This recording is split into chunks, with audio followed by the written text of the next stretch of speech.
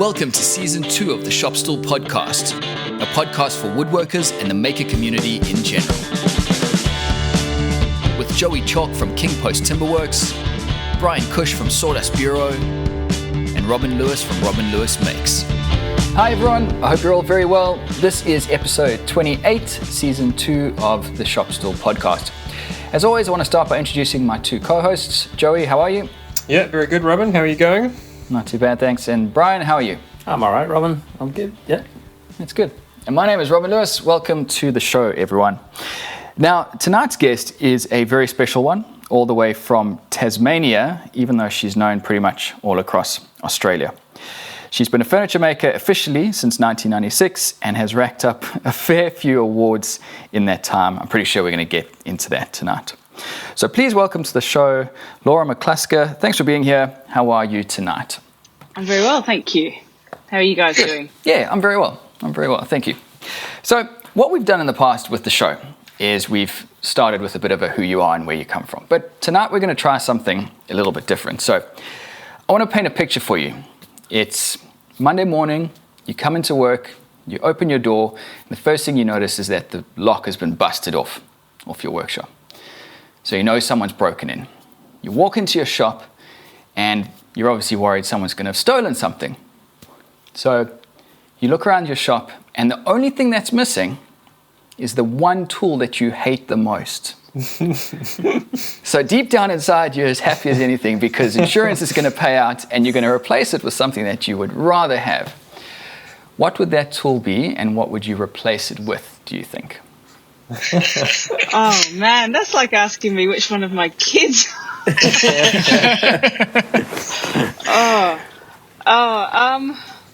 Look, I was a bit spoilt when I started off, and I was in a share workshop which had the most amazing old Wadkin thicknesser. It was like a 1930. In fact, the table saw was a beautiful old Wadkin table saw as well, and it had been reconditioned by one of our workmates who had trained with British Aerospace. So it was unbelievable.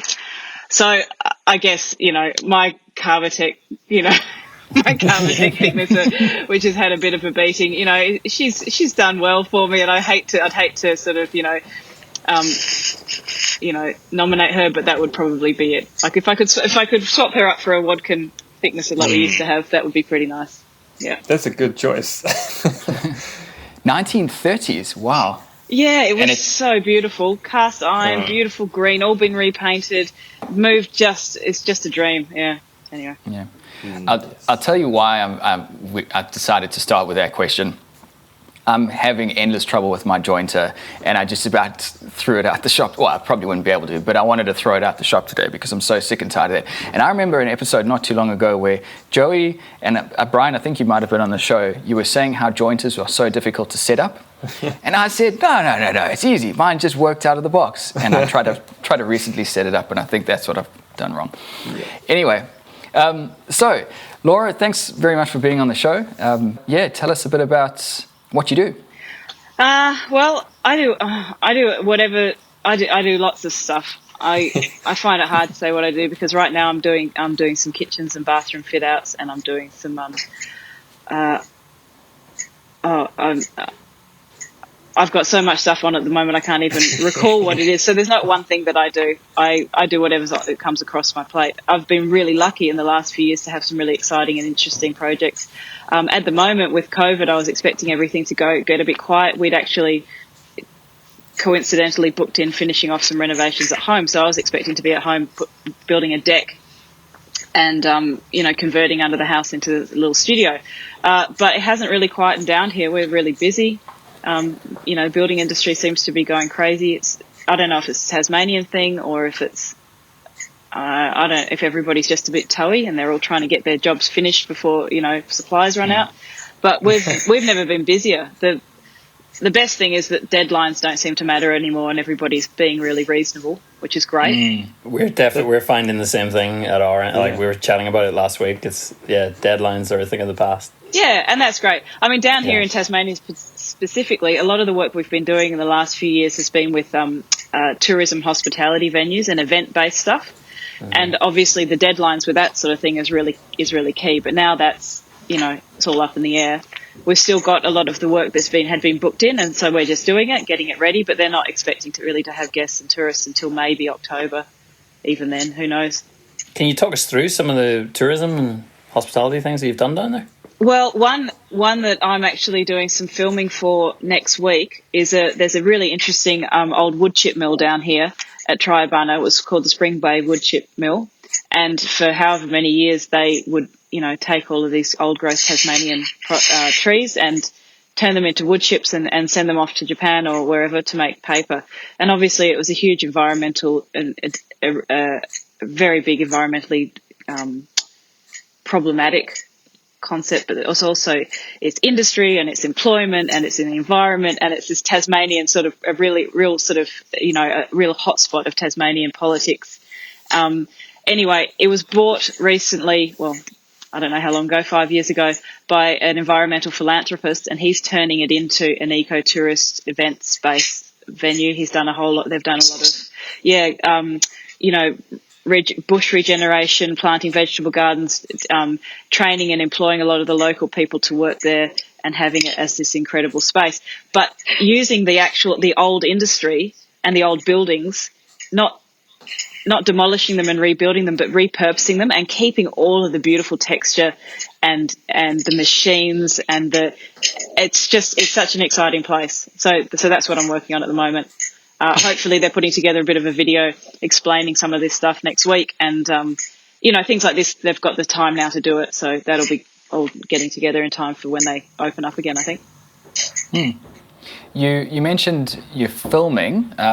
Is that personally or is someone else getting involved? They're sending someone down and they're filming the architect and me and the guy who's doing the bush regeneration and a bunch of the other people who worked on the project. I mean, it's a huge project, so I think they're interviewing about 5 or 6 people and over 2 days and going to edit it all together. Hopefully it'll be a nice little bit of content. The reason I ask is just in the little bit of research that I did, I noticed there's quite a few videos of you out there, right? So it seems like that's quite a big part of your history. Is that something that you've purposefully got involved in, or is it just so happened? It's just happened. I think that when you have a point of difference, which is when there's a really obvious point of difference, people, you become a go-to person for that sort of stuff. I think that's one of the benefits of being female in a male-dominated industry. When I started 20 years ago, it's not that unusual these days to be a woman furniture maker, but I think one of the first ones that you may have found was 17 years ago, because I was actually pregnant with my son in the video. You can't really see it because they've edited it out. The filming stretched over a 3-month period. It was over in the height of summer in Sydney, and we had to stop filming because it was so hot in the workshop that it wasn't safe. There were aeroplanes going overhead, which was driving them nuts, so they had to stop. Anyway, they started filming when I was 3 months pregnant and obviously wasn't showing. And by the time they finished filming, I was 6 months pregnant and I was showing. But then they edited it all back together to make it look like, later that afternoon she delivers the piece. And so it looked like not only was I a super efficient furniture maker, but I could gestate like that, Oh, dear. Anyway, So no, I haven't really sought that stuff out, but I think once it's one of those things, once you get in one thing, Google finds you pretty quickly, and then other people ask you to do things. And look, it's always sometimes there have been times where I've thought, I want to be a furniture maker, not someone who talks about furniture making. And often they want to ask me about, tell us how to run a small business successfully, and you think to yourself, I'm not running a small business successfully. I'm spending time in front of the camera talking shit. I'm not, I really got stuff to do. This is crazy. But on the other hand, I think, well, it's important to, I guess it's important to promote yourself. And I don't actually know how much work I get out of, have got out of it in the past, but I do know that I still get emails from, regional teachers and students around Australia saying that they use that video to show in class, and it's, been hugely inspiring for the female students and, that sort of stuff. And I just recently did a little video for another teacher somewhere in country Victoria so that he could show his class talking about it. And that sort of stuff does seem to be important for me. to be, to just, if, that's the thing, if you can't see it, you can't be it. So just trying to, just show girls that it's not, it's not just for the boys. We get to have a go too. That's super important. No, I really admire that, actually, going out of your way to just to put a video together. I mean, that seems, a lot of people, I think, might just turn their nose up at it because it's... Initially, he wanted me to do a answer, he sent through some questions and could I just write some answers. And to be honest, by the time, if you asked me to sit down in front of a computer and write answers to questions, it would take me hours. Yeah. But, with COVID, I said, oh, look, I could do a Zoom meeting. And then he was like, oh, all the kids are at home. I said, look, I'll just do a piece of camera. It was probably a bit shit. The production days weren't very good, but, whatever. Deadlines have gone and qualities have gone. Like, who cares? Yeah, that's interesting. So I briefly went through your website. I never like to read too much about our guests because I find it more interesting just to, find out about everything from the horse's mouth, so to speak. But so you, on your website, you said that you essentially said your list of things you make is pretty much anything, and like just before, you described you're making kitchens, you do furniture, and I think we're probably really similar in the way our businesses work. I do the same thing. We will make anything you want as long as it's mostly out of wood, and I kind of marketed that way on my website, but I find people often don't know if they should ask if I can make this, or because it's not defined. There's not one part of my website is a definition of what I make. Some people, they tend to think you should just be a table maker or a bookcase maker, and they don't know.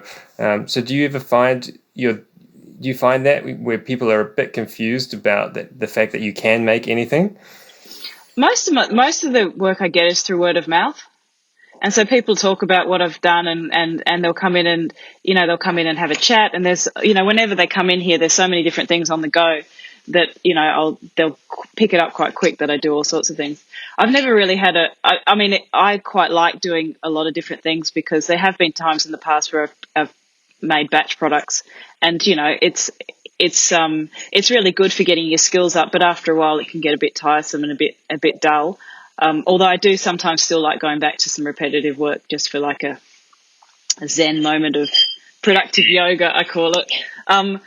But I think it's actually really good to keep the skills up when you've got a diversity of things that you do, and I find it really interesting. So I do remember when I was when I was training at school, not at high school, when I was doing my training, there was the real snobbery around sheet material and kitchens and, making boxes and white boxes. And I was just so excited to get on machines and to get my hands dirty and to get stuck in that the whole snobbery thing didn't really make sense to me because, if I learned how to make got really good at making kitchens, well then clearly I was going to be really good at making, other things too. So the idea that there's this sort of hierarchy of quality, but solid timber is up the top and sheet materials down the bottom, it doesn't really make sense to me. I mean, I've seen some shit solid timber furniture out there, just appalling, and I've seen the most beautiful, plywood. I mean, as we all have, I'm sure. We know I'm preaching to the choir here, but Anyway, I don't even know. Was that the question you asked? Probably not. Yeah, it's fine. It's interesting to hear that. I agree that I think there's a tendency that, and I find it here. I'm in Auckland, and so our market, I find that people want solid timber furniture. Like some people will. As soon as you mention that, making this out of a veneered plywood is probably going to be the best option because of what you want, and they're just so opposed to it because it's not solid timber, and that means it's quality, but the budget wouldn't allow for it, or would allow for some awful softwood to be used. And it's interesting that there's a perception that solid wood is better when, in actual fact, most of the time, probably plywood's just as good or better. Look, I mean, I know that not most of it, but a big proportion of my job is is helping people understand what it is I do and how it works. And, I mean, everybody's I certainly haven't found very many people who are not open to learning about it and understanding it. And also when they come into the workshop, I can show them pretty quick, a piece of, a piece of timber that's got some twist in it, or is cupped or bowed, or, a piece of plywood that's straight and true. It doesn't take very much if you've got the time to educate people. Laura, I was going to ask you about the experience of relocating your website away from sort of inner Sydney to Hobart. Obviously, in Melbourne, there's a lot of makers that sort of move a couple of hours out. But the experience of relocating not only interstate, but onto an island, can you talk us through how that has affected your business and whether it's actually ended up being a real plus point and the drawbacks of being far away from a large population, but building better links through your sort of networks on the island? It was funny. When we moved down here, I was totally ready to pack up my work. Well, I mean, I was ready for it to become more of put it on the back burner, concentrate on, the kids were young. I went when my son was born. I went when he was sort of up until the age of 3. I went back to university because I thought I should be. I can hear myself saying this. This sounds pathological, but I thought I should be, be doing something useful and keep myself busy. So I went back to uni and I did my education degree while Jim was little, so that when he started at school, I was ready to go. And I did a bit of teaching, and I did sort of design technology teaching and woodwork and furniture making. And I was totally ready to do my own stuff on the side and be a teacher. But the work came in, some opportunities came in, and I just couldn't juggle the two. I found it really, really hard.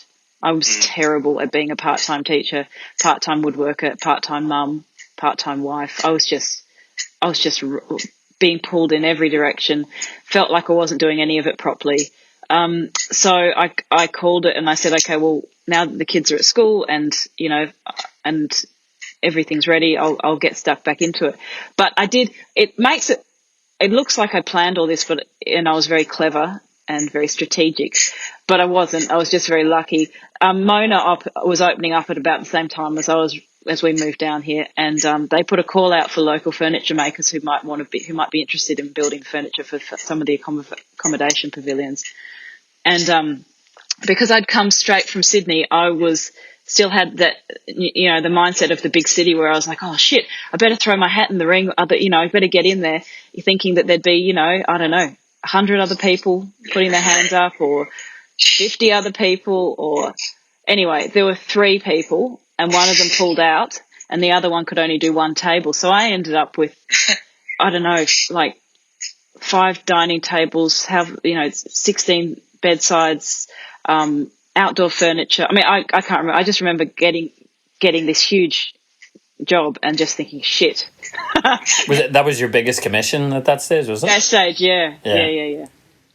So at that point, it was like, okay, well, I've got to give this a crack. I mean, moving down to Hobart was so that we could afford to buy a house. But the other side of the coin is, which makes sense, I guess, a whole lot of makers moving out of Melbourne, is that the overheads went down.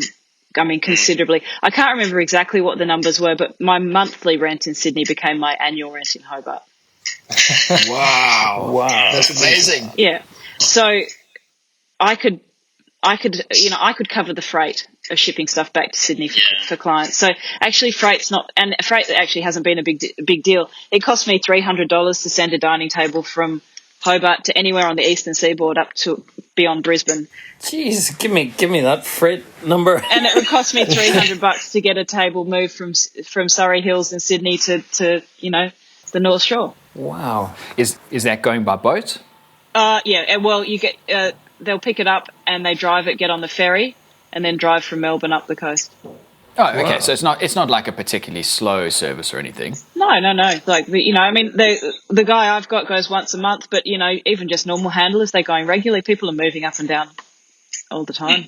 So most of your pieces in Greater Australia rather than Tasmania?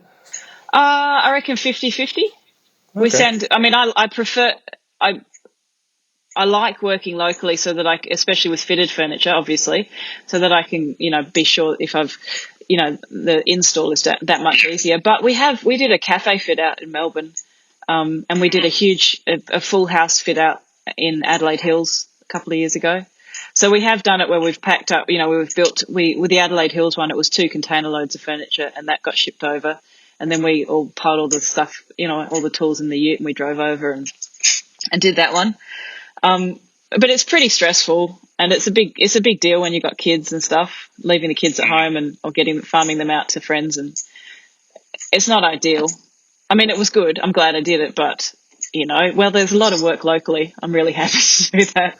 That's the thing. From an outsider's point of view, looking into Tasmania, and I know it gets built up in the media, this whole brand Tasmania is like an art and culture hub. I think Tasmanians really do appreciate a local product, whereas many people in bigger cities in Melbourne and Sydney will look at the local product, they'll look at the imported product, and they'll look at the price difference, and they'll go with the imported product. Whereas from an outsider, I look at Tasmania and I see that they really respect the work that is done there by craftspeople, by artisans, by artists, and they buy into that. Yeah, but see, we get people from Sydney and Melbourne who are buying into the Tasmanian handmade, brand Tasmania thing as well. But maybe that's a knock-on effect again. It's like they are buying into the brand Tasmania, the design Tasmania sort of side of things. I don't know. But isn't there an arts grant in Tasmania that allows you to borrow to buy? It's like 0% interest. Is that right? Okay, so one of the great there are a lot of great things about Tasmania, but one of the things that is fantastic is that there's a state government body called Arts Tasmania, and they have 2 fantastic schemes. One of them is called the Collect scheme, which is a zero interest loan for Tasmanian artworks. And I'm defined as an artist, so people can come to me and buy a dining table, and the government will basically give them interest-free credit to buy it. So they can buy a dining table from me and pay it off over a year for 0% interest. So it's equivalent, it means that I can compete with Harvey Norman. I can give you 12 months interest-free credit. So it actually, and when a lot of the big places have a 4 to 6 week lead time, if I can compete with the lead time and credit, and it's locally made out of local timber, and they get to come and have a look at it. I've had clients who've come in here and they want to sand and make it with me. So it's a whole different thing. But the other thing that Arts Tasmania do, which is it's fantastic as well, is that they give low interest loans to make it. So I can take out a $25,000 loan at 1% for 10 years to buy a new table saw. So Arts Tasmania really helps their artists. So it's a good place to be. And the loans, it sounds like I'm working for the government, but I'm not. But the Arts Tasmania loans for arts businesses, that covers musicians, and it covers, furniture makers and, ceramicists and dancers. For a while I was on the board of Arts Tasmania, and I was helping assess some of these grants. And, we were giving grants out to people for $150,000 to buy a cello for the Tasmanian Symphony Orchestra. Amazing stuff, So the government is really supportive of their artists and arts businesses, and it's a really great place to be an artist, actually. How much of that do you put down to the whole Mona effect? Like, has it changed in the last decade, or was it sort of slowly moving Arts towards Tasmania and those sorts of initiatives? The Tasmanian Arts Advisory Board is 40 years old, so that was established around the time that the Australia Council was. So they've been pretty forward thinking in and around the arts for a long time. The fact that there's a Tasmanian Symphony Orchestra, and has been for, I don't know how long that's been going on, it's got to be 30 years as well.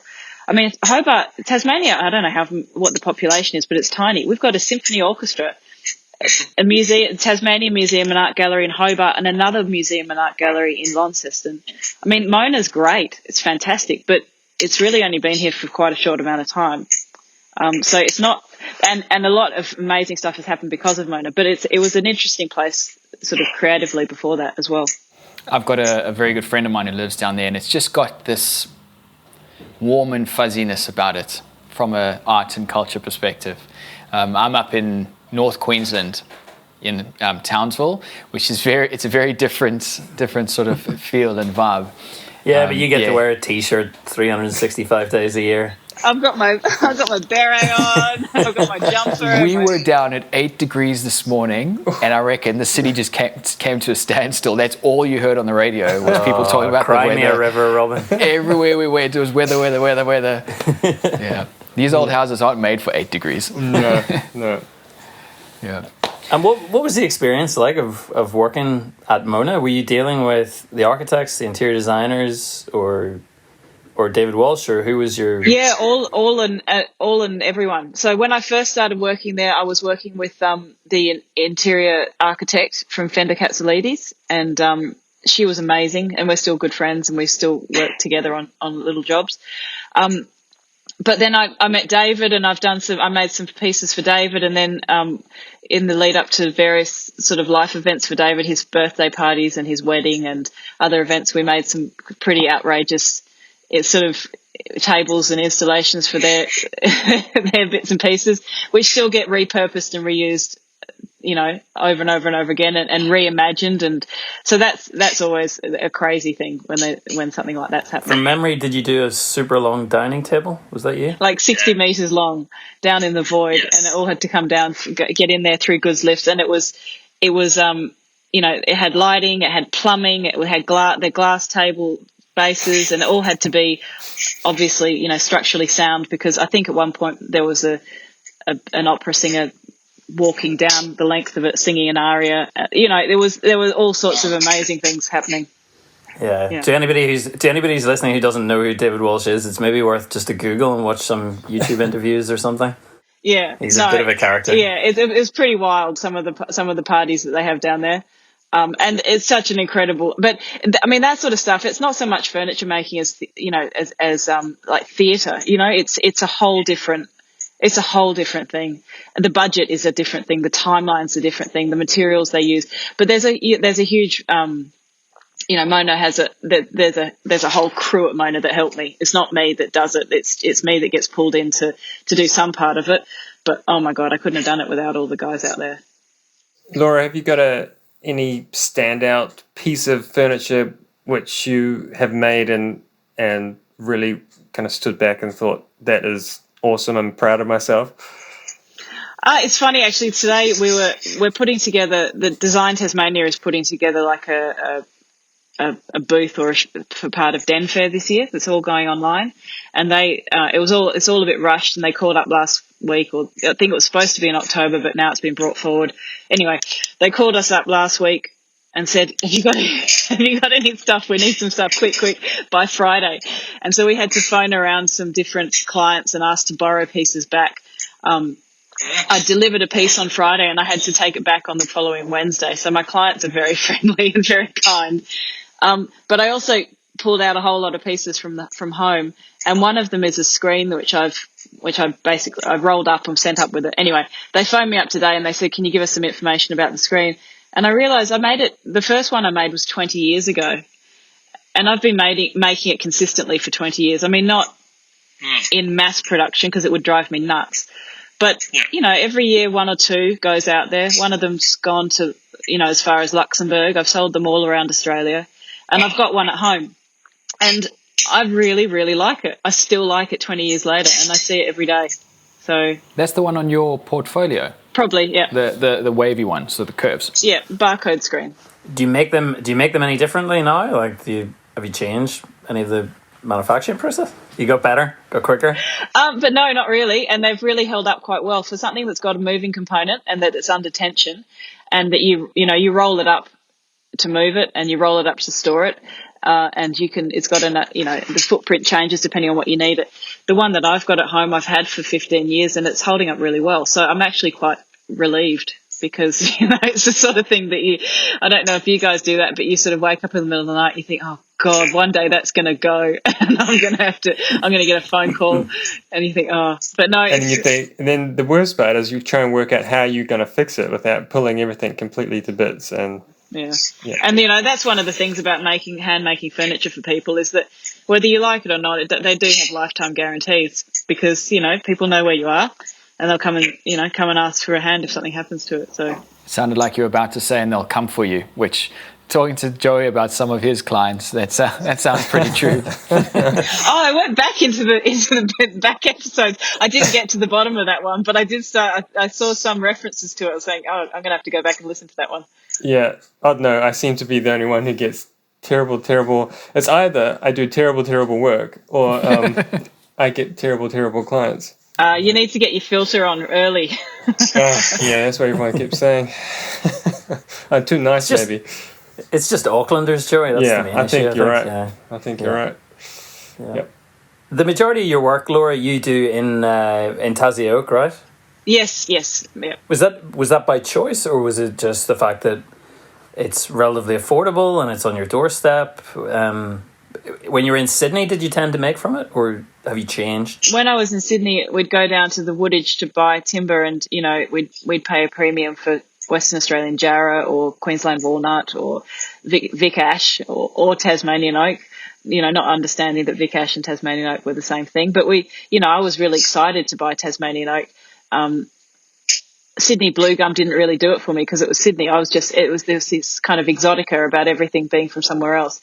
And when I came down here to Tasmania, Tasmanian oak was being, and still is, primarily sold as a building product. All of the furniture I make is F17 grade building product furniture. It's sold for stud walls, for floorboards, linings, and all of the, the specialty timber, the blackwood, hue and pine, celery top, myrtle, all of that sort of stuff. All the local makers were predominantly making out of that. And to be honest, I found that stuff problematic for a number of reasons. And I really love Tasmanian oak, and it is incredibly cheap, and it's a really beautiful timber to work with. And I think it was really locally really undervalued, and I think I just had an outsider's appreciation of it. And so and it's really easy to get, and the price is really stable. I do work out of some other timbers, mostly when people bring them to me, like if they say that they've got, there's this hue and pine that has been in the family for however long, or we've been carrying it around, and, can you make us a table out of it? I'll do that.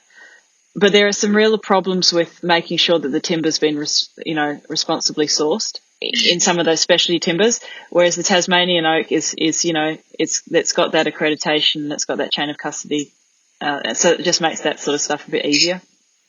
Are they all massive trees or what? 'Cause we get Vic Ash here and it's pretty cheap, but what astounds me is that every board I've ever seen is perfectly quarter sawn.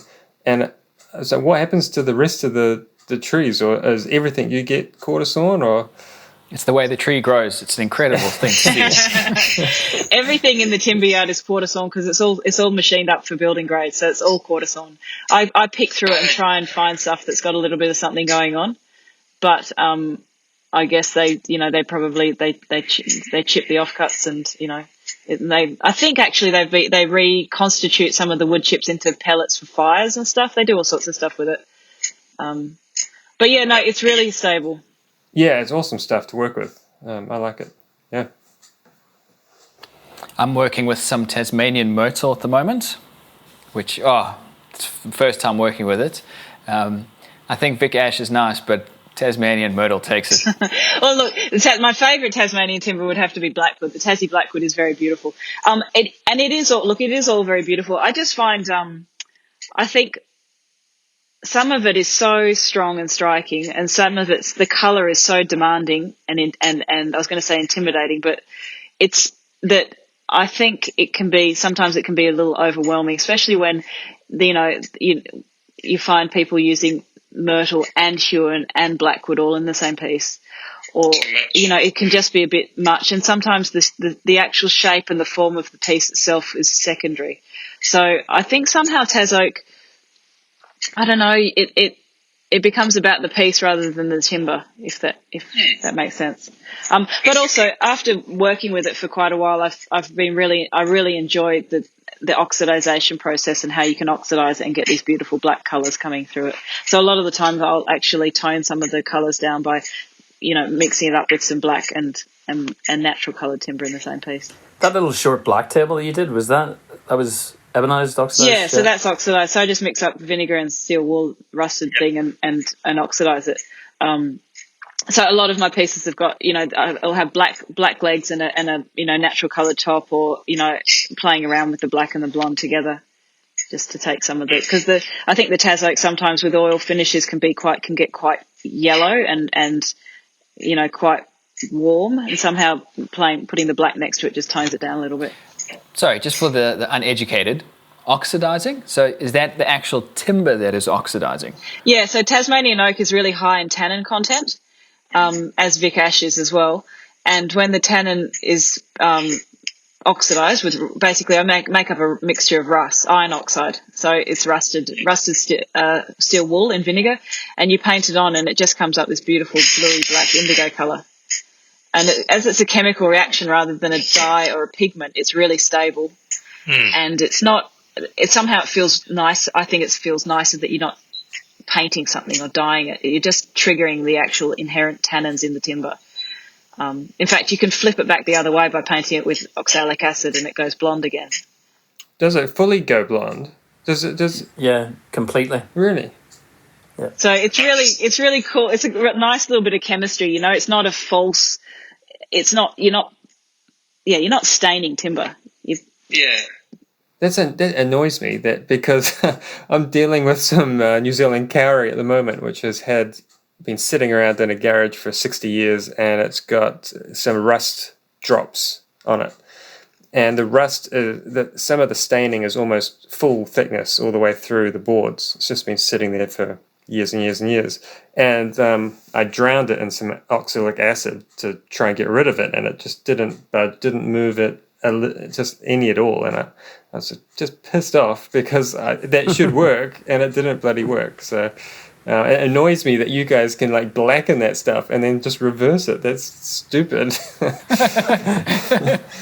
Just call it spalting. Don't call it. Yeah, that's a good point. Does that work with, now so you say it's about the tannin content, does that work with any other timber, or does it just work really well with Vic Ash? It depends what the tannin content is in different timbers. So Vic Ash and Tas oak are high in tannin. Blackwood seems pretty high. Celery tops not so much. I'm not sure. I mean, you'd have to check. You'd have to test on the different timbers that you've got around. Yeah. American hardwoods are good. Walnut, American white oak. Ash doesn't, I don't think. But you can tweak it a bit in that you can actually paint. You can sometimes some boards in Tas oak don't have as high a tannin content as other ones, and so you can actually paint them with a strong tea mixture, tea, which has high tannin in it. But I've recently found as well is that you can go to a homebrew store and buy powdered tannin, which is, and you can mix that into it and paint it on, and that makes it really black. What did you use, Bryan, when you did the black pinch? I did steel wool vinegar and about 4 coats of tea. Right. Tea, yeah. So the powdered tannin is really strong. Tiny little bags of it from the homebrew store. I guess people put it in their red wine if they want a wine with tannin taste.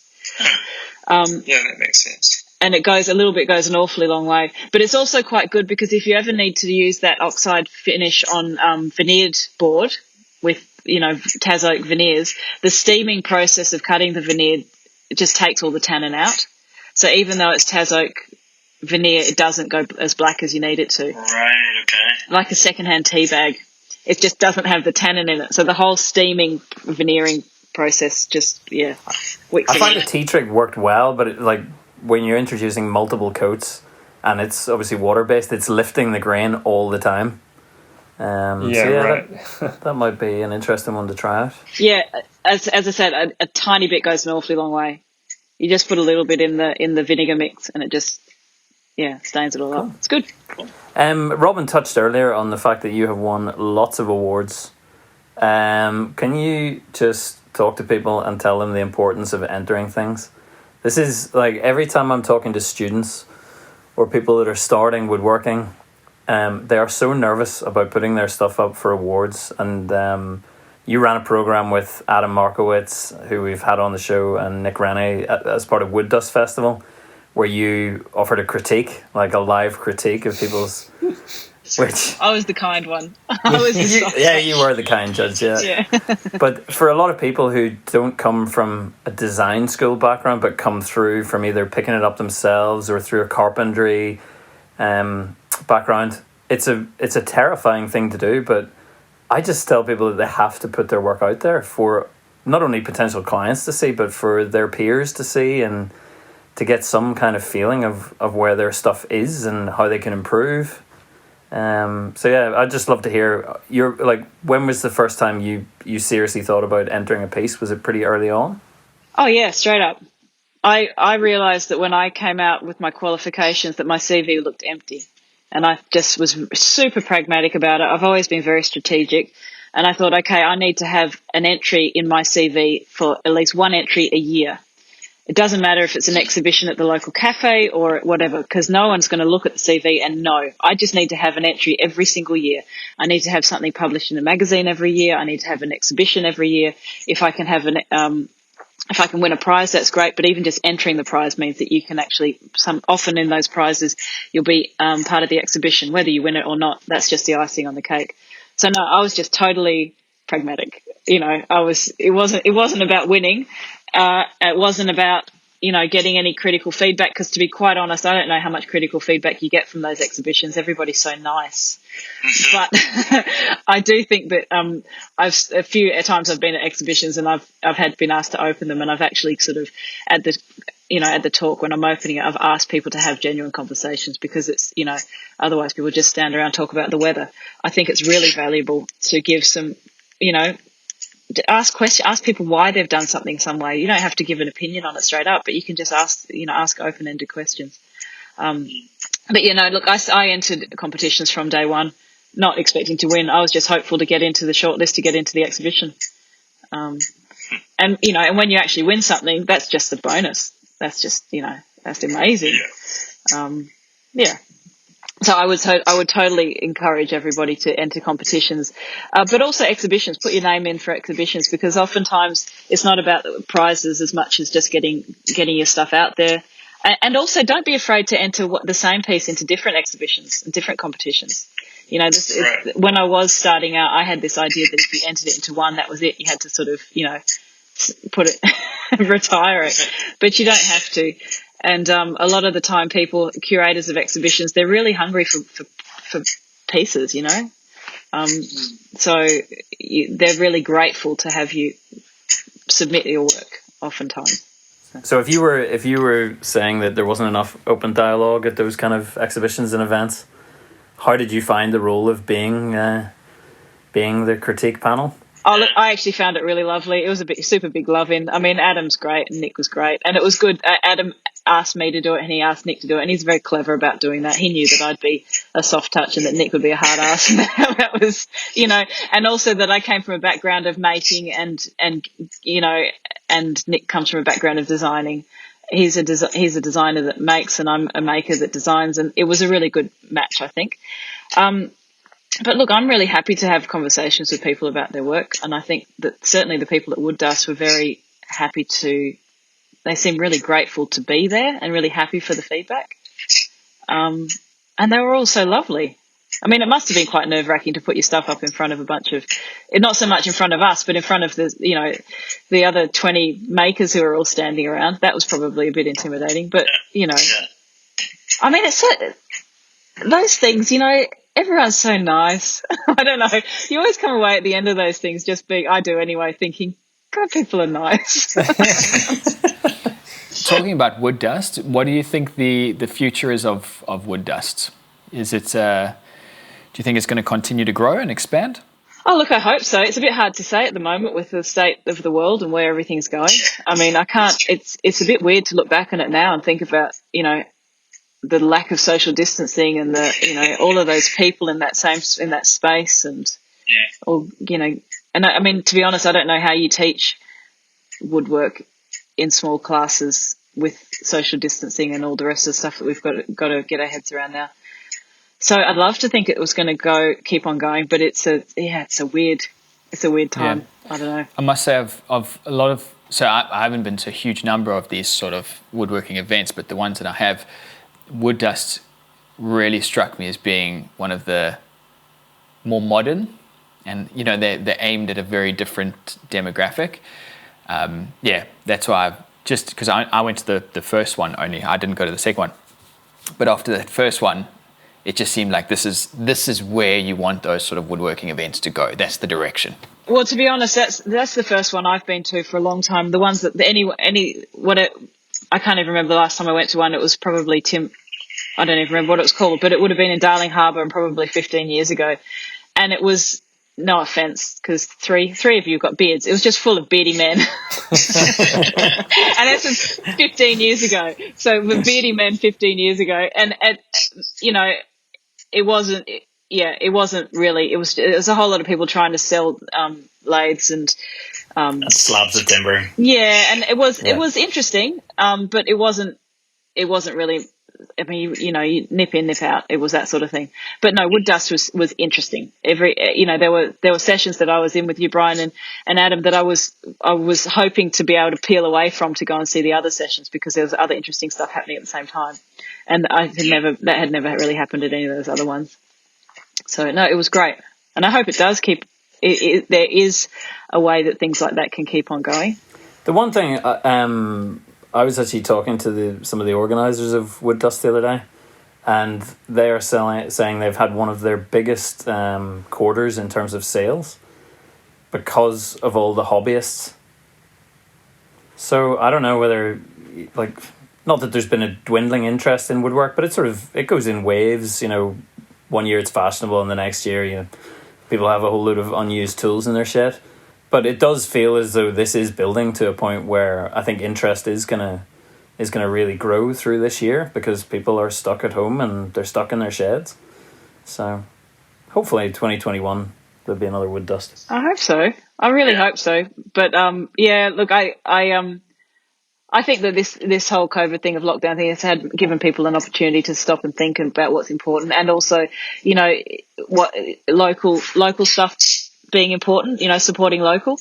So, you were saying earlier, Bryan, about how people in Melbourne, are interested in, if they're looking at furniture, that you're competing with furniture from, presumably Milan and China and wherever else.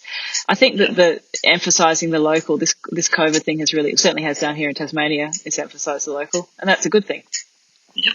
Yeah. Cool. All right. I reckon we'll call it a show there. So to everyone listening, I hope you enjoyed the show. If you did, please go ahead and give it a rating on iTunes. That really does help us out. The Shop Stool Podcast is available on iTunes and most other podcast apps. My name is Robin Lewis. Joey and Bryan, thanks for hanging out today. Laura, again, thanks very much for being on the show. Really appreciate it. Obviously one of our biggest stars, so it's always nice to bring on celebrities onto the show. So thank you very much. Thank you very much. So take care, everyone. We'll see you later. Cheers, guys. See ya. Bye.